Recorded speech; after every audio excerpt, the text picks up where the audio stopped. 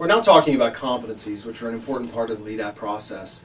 Performance goals and competencies make up 100% of the evaluation at the end of the performance cycle. 50% for performance goals, 50% for competencies. The career development plan is an important piece as well, but it is not evaluated. So in looking at competencies, though we have some experience with it over the years, it's good to maybe remind folks, what is a competency? Yeah, it's a great question and really important that everyone understands what that is. Sure. So the performance goals are what an employee does throughout the year, whereas the competencies are how they achieve those goals. So they're actually behaviors. Okay, and so there are 30 competencies, and I'm looking at the competency model, which is available online. And accountable for results at the effective level, a behavior maybe makes realistic commitments and follows through. That's correct. So that could be on any different kind of goal.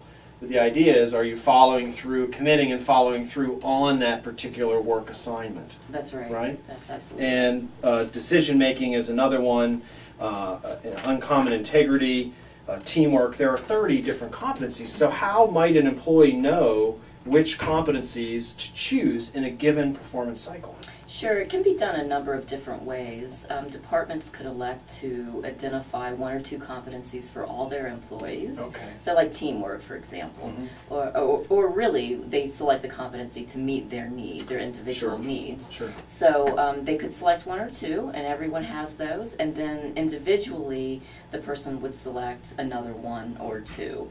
Working with their manager based on the work that they'd have to do. That's correct, that's correct. And that brings up another really good point, is that systematically, when we're talking about the software, all employees have to enter at least 3 competencies, but can't actually enter more than 5. So it's got to be in that 3 to 5 Why do we think range. 3 to 5 is a good number? Well, if you think about what a competency is, and how significantly it speaks to behaviors, we believe that having more than 5 would probably be unrealistic. Okay, so work with my supervisor, 3 to 5 competencies that should really be tied to the work I do, because as you said, the goals are what I do, the behaviors how I do it, and those are each 50% of the evaluation cycle. That's correct. Okay, yeah. Great.